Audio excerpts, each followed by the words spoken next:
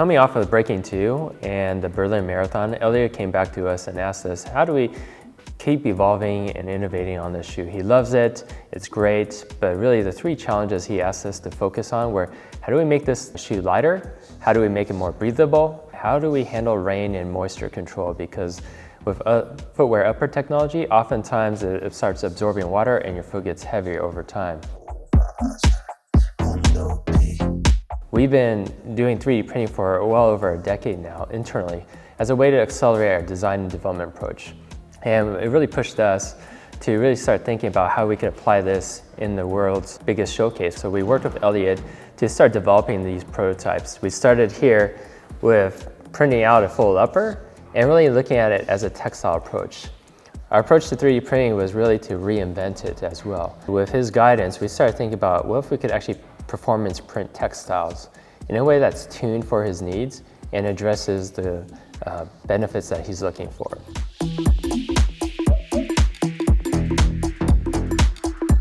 So we came up with these new structures that are lighter, more breathable, allows the wind to pass through, and creates a new sensation that he loves. A lot of the athletes who have worn this have described this new sensation they haven't really felt before.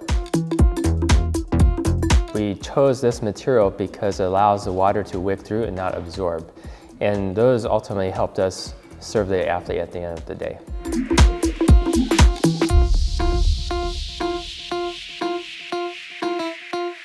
In terms of technology proliferating, what we really view the VaporFly Elite as is a concept car, a true concept car.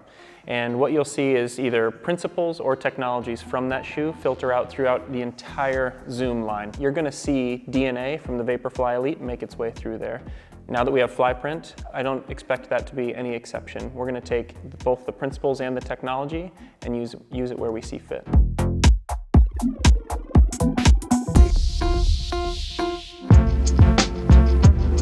So we really view the VaporFly Elite as a concept car, and we take its learnings into the entirety of our Zoom line, both literally through technology and in principle by learning from strategies and techniques that have worked in one shoe and will try to work into another. So what we've taken literally from the VaporFly Elite into the VaporFly 4% is this sandwiched construction where we take a plate with a proprietary geometry where we're able to take advantage of the stiffness of, say, a track spike, but due to this scoop, we don't shift workload just from the metatarsals to elsewhere in the lower leg. We get to have your cake and eat it too.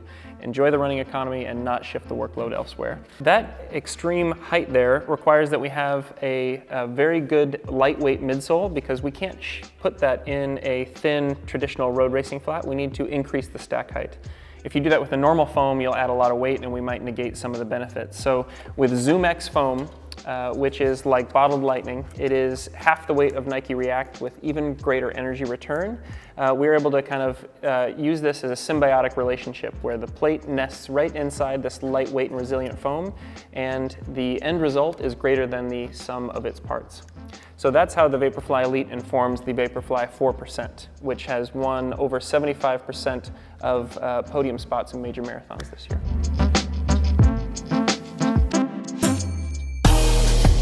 When we move on to the ZoomFly, we have taken that same philosophy of the geometry of the plate, and rather than a carbon fiber plate, on the ZoomFly 1, we have a carbon-infused injected plate.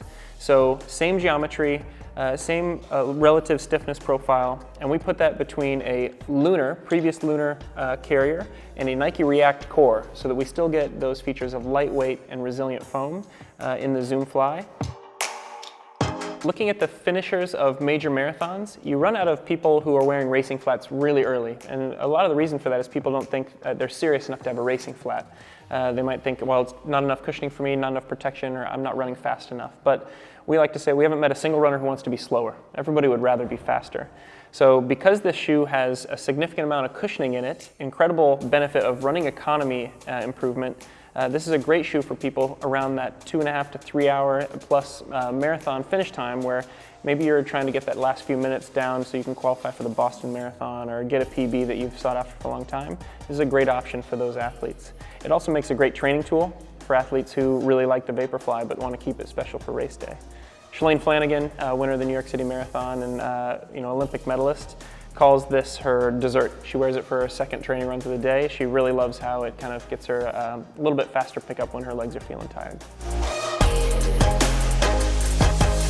The VaporFly 4% is engineered to the exact specifications of the world's greatest athletes. So it's been at the top of podiums all around the world, and yet 4% is a benefit that is relative to everyone. So if you're a 3-hour marathon finisher, 4% is actually a bigger chunk of time than it would be for those guys way down there. So really, the shoe is for anybody who wants to be faster.